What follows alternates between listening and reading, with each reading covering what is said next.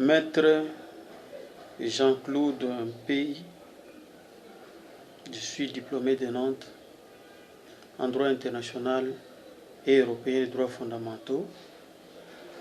Je suis chercheur en droit de la sécurité internationale, mais aussi en droit pénal. J'ai enregistré un certain nombre de vidéos qui portent sur le thème état d'urgence en droit congolais. Alors, nous sommes au dernier sous-thème qui porte sur le contrôle de l'état d'urgence. Nous partons du principe de séparation des pouvoirs. Les pouvoirs limitent les pouvoirs. Nous partons aussi de la théorie de l'acte contraire. Donc il n'y a que l'autorité qui a pouvoir d'émettre un acte juridique qui en a encore le pouvoir de les retirer. Ce sont des principes de droit. Ces principes vont pouvoir guider notre raisonnement. Alors, ici, nous avons des contrôles. Nous avons les contrôles juridictionnels prévus à l'article 145 de notre Constitution. Nous avons aussi le contrôle parlementaire qui est prévu à l'article 144. Donc, c'est dans l'esprit du législateur qu'on comprend ici à l'article 144 qu'il existe un contrôle parlementaire. Commençons par le premier contrôle, le contrôle juridictionnel. Le contrôle juridictionnel est assuré par la Cour constitutionnelle. Ici, la Cour est saisie par le président de la République après qu'il ait proclamé l'état d'urgence. Il saisit la Cour pour que la Cour constitutionnelle examine la constitutionnalité des mesures prises dans son ordonnance. C'est au fait un contrôle purement juridique. Pendant que le contrôle parlementaire, c'est un contrôle politique. Ici, les parlementaires vérifient est-ce que les ordonnances prises ou l'ordonnance prise est-elle conforme au droit? Est-ce que l'ordonnance ou la proclamation de l'état d'urgence est-elle nécessaire? Les mesures prises sont-elles proportionnées ou proportionnelles à la menace? Est-ce qu'à l'intérieur, dans l'examen de ces mesures-là obéissent au principe de l'égalité et de la non-discrimination? Tout ça, c'est au fait, ça rentre dans le cadre d'un contrôle politique assuré par le Parlement. Et c'est le Parlement qui continue effectivement à suivre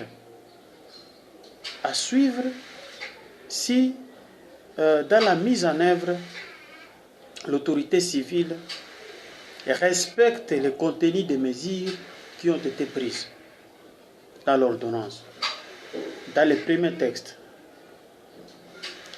Donc voilà, et nous avons dit dans les vidéos passées que les pouvoirs des polices en situation d'urgence, l'autorité civile pouvait déroger, n'est-ce pas, aux droits et libertés.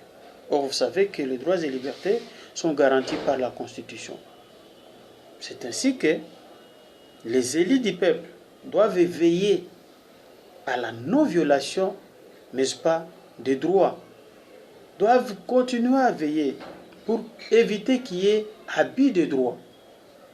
Que l'autorité ou abus de pouvoir, que l'autorité civile n'abuse pas des pouvoirs qui lui sont reconnus par la Constitution, par la loi en situation d'urgence.